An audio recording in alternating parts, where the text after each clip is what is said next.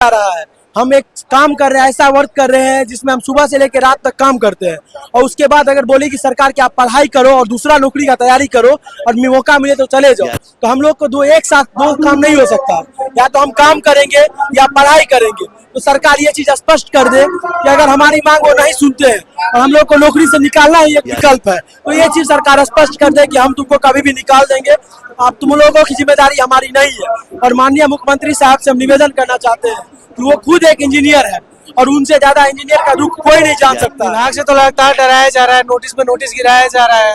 अभी 100 कॉल का नोटिस गिरा हुआ है और भी कहा जा रहा है कि 1-2 दिन बाद टर्मिनेट का भी लेटर आएगा। तो हम लोग डरने वाले नहीं है। आज ही निकल जाए तो कोई बात नहीं है, कुछ कर सकते हैं हम, अपना आगे पढ़ाई करके अपना कोई और नौकरी निकाल सकते हैं। अभी हमारे पास वक्त है, वक्त जाने के बाद हम लोग क्या करेंगे? हमारी जिंदगी तो ऐसे ही बर्बाद हो जाएगी ना।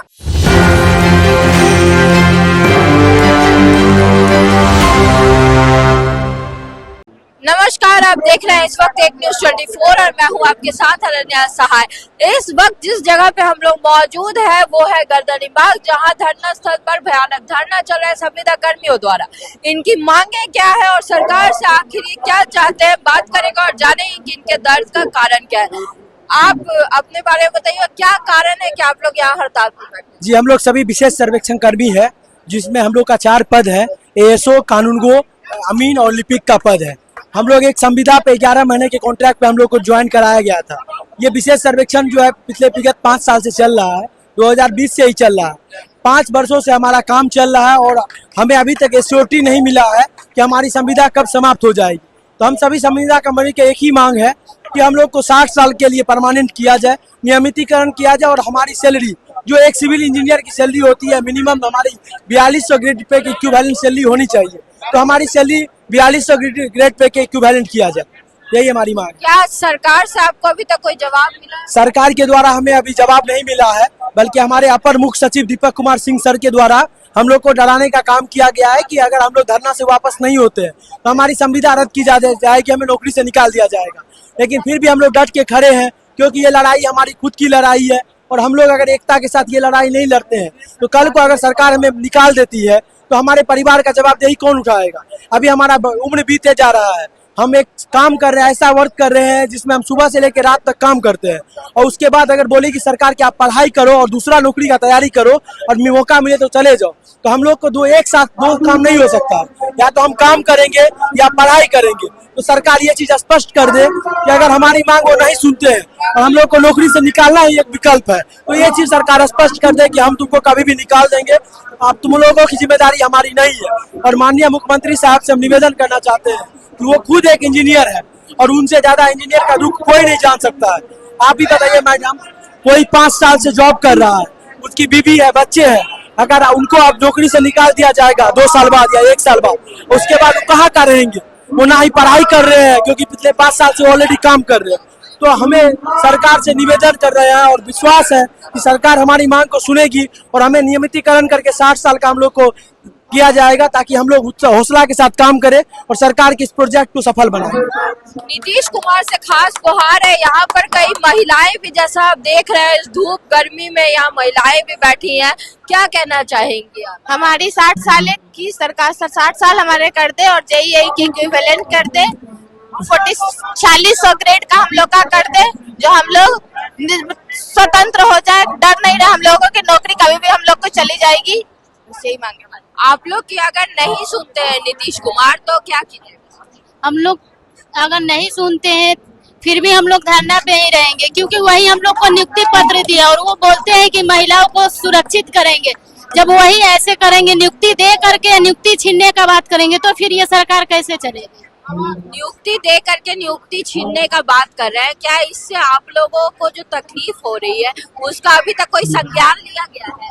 अभी तक तो कुछ नहीं लिया गया है, बस डिपार्टमेंट के तरफ से स्पष्टीकरण दिया जा रहा है हम लोगों को और बोला जा रहा है कि आप लोग फिर से ज्वाइन कर लीजिए, क्योंकि हम लोग को बस यही मांगे कि हम लोग को 60 साल और 4600 ग्रेड पे कर दे। और भी लोगों से बात करते चलते बीच में क्या कहते हैं लोग, क्या कारण है यहाँ बैठे हुए हैं? नीतीश कुमार अगर मांगों को पूरा नहीं करती है तो क्या करेगा? हमारा धरना अनिश्चितकाल धरना रहेगा जब तक सरकारें हमारी मांगे नहीं पूरी करती है तब तक हम लोग यहाँ से नहीं हटेंगे। और सरकार से हम विनम्र निवेदन करते हैं कि जल्दी से जल्दी हमारे मांगे को पूरा किया जाए। जो हमारी मांगे हैं 60 साल या अस्थायी किया जाए और 4200 ग्रेड पे का हमारा सैलरी किया जाए। क्या आपके अंदर ये डर नहीं है कि इतने टाइम तक अगर हम धरना पे बैठेंगे तो हमारी जो हाथ में नौकरी है वो भी जा सकती है? विभाग से तो लगातार डराया जा रहा है, नोटिस पे नोटिस गिराया जा रहा है। अभी 100 कॉल का नोटिस गिरा हुआ है और भी कहा जा रहा है कि 1-2 दिन बाद टर्मिनेट का भी लेटर आएगा। तो हम लोग डरने वाले नहीं है। जब तक हमारे मांगे पूरी नहीं होती है तब तक हम अनिश्चितकालीन धरना पे यहाँ बैठे रहे। आप क्या कहना चाहेंगे? हम यही कहना चाहते हैं कि हम लोग का जॉब वैसे भी मतलब नियमित नहीं है।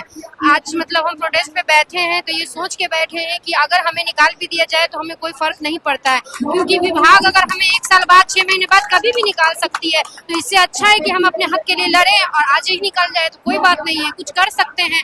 हम अपना आगे पढ़ाई करके अपना कोई और नौकरी निकाल सकते हैं। अभी हमारे पास वक्त है, वक्त जाने के बाद हम लोग क्या करेंगे? हमारी जिंदगी तो ऐसे ही बर्बाद हो जाएगी ना।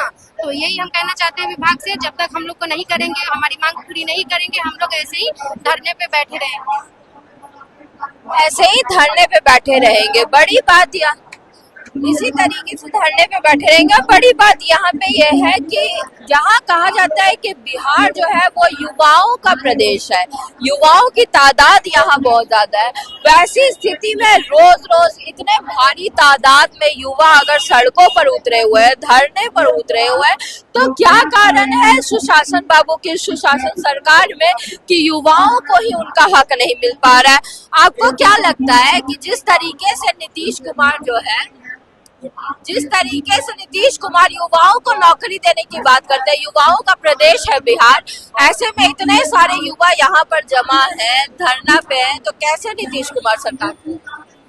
नीतीश कुमार बिना युवाओं के और बिना महिलाओं के नहीं सरकार नहीं चलेगी। हम लोग का अभी एज 31-30 के लगभग अप्रोक्स हो चुका है और कहना यही है कि हम लोग को आज तक कोई लेटर नहीं मिला था। और देखिए नीतीश कुमार की तरफ से एक लेटर ये सबके यहाँ पे स्पष्टीकरण के लिए आया गया है कि सबको स्पष्टीकरण देना है। और कुछ दिन के बाद ऐसा बोला जा रहा है कि आप लोग को जो है नौकरी खत्म कर दिया जाएगा। जब तक हम लोग की मांगे पूरी नहीं हो जाती है हम लोग यहाँ परमानेंट बैठे रहें। इसके लिए कुछ भी करना पड़े हम लोग करने के लिए तैयार हैं। तकलीफ की बात यह है कि ये लोग अपना घर बार छोड़ करके यहाँ पर बैठे हैं, अनिश्चितकालीन धरना दिए हुए हैं। कारण है कि नीतीश कुमार जब तक हमारी मांगों को सुनेंगे नहीं, पूरा नहीं करेंगे, तब तक नहीं हटेंगे। अब देखना बड़ी बात ये होगी कि नीतीश कुमार जो युवाओं के शुभचिंतक होने का दावा करते, युवाओं को नौकरी देने का, रोजगार देने का, बिहार को विकसित बनाने का दावा करते, उनके राज्य में इतने युवा अगर सड़क पर उतरे हुए हैं तो क्या इनके पक्ष में वो कोई एक्शन लेंगे, कोई काम करेंगे, इनके गुहार को सुनेंगे या नहीं? बाकी सारी खबरें भी हम आप तक पहुंचाते रहेंगे। हमारे साथ बने रहिए और देखते रहिए एक न्यूज़ 24। धन्यवाद।